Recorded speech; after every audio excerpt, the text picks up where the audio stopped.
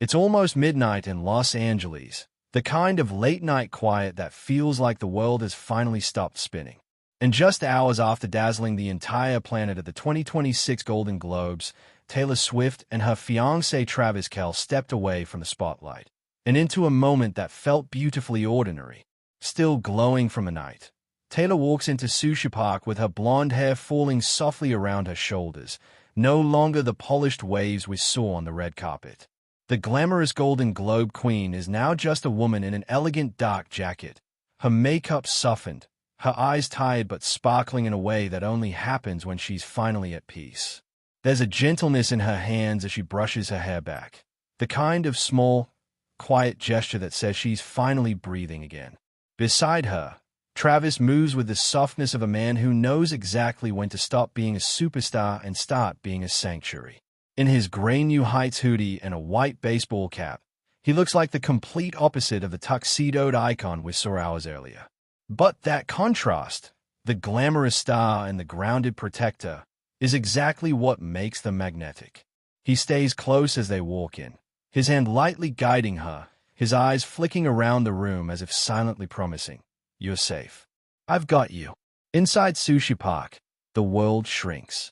No flashing signs. No paparazzi swarming inside. Just dim lights, quiet whispers, and the soft clatter of chopsticks. A place loved by Hollywood legends, Rihanna, Beyoncé, Leonardo DiCaprio. But tonight, it becomes something else entirely, a soft cocoon for a couple trying to hold on to their own slice of real life before the madness of their upcoming wedding sweeps them away. Witnesses say Travis kept leaning toward Taylor, checking if she was comfortable, if anyone was getting too close. Small things, subtle things, the kind of gestures that mean more than 1,000 public declarations. And Taylor, she kept smiling in that small, private way, like the kind of smile that's not meant for cameras, only for one person sitting across the table. Hours earlier, at the Golden Globes, Taylor had caused a complete media earthquake by calling Travis her future husband. The applause, the flashes, the global frenzy, it was overwhelming even for someone who's lived half her life in the spotlight. But now she isn't the woman who stunned the world on the red carpet.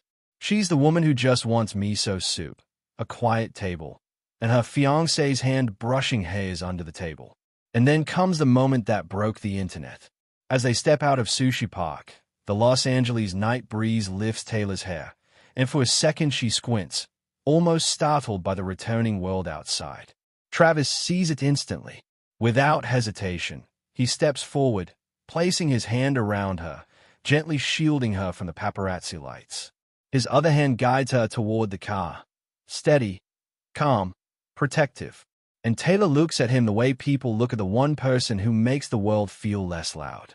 She slips into the car, and he closes the door with a softness you wouldn't expect from a man who dominates NFL stadiums. It's the kind of moment fans replayed again and again, because it wasn't flashy or staged or dramatic. It was real, quiet, intimate, the kind of moment that tells a deeper story than any award speech ever could. For years, Taylor has visited Sushi Park whenever she needed to disappear, needed to breathe, needed to feel human. Tonight, though, it wasn't just her sanctuary, it was theirs. A small reminder that love, in its most beautiful form, doesn't always live on red carpets. Sometimes, it lives in shared sushi, soft conversations, and a man checking over his shoulder to keep you safe. And as their car pulls away into the dark LA hills, one question lingers like a cinematic final frame. When two people this famous fight this quietly to protect their private moments, what kind of wedding moment will the world witness next? Because if tonight was their quiet, their loud might just change everything.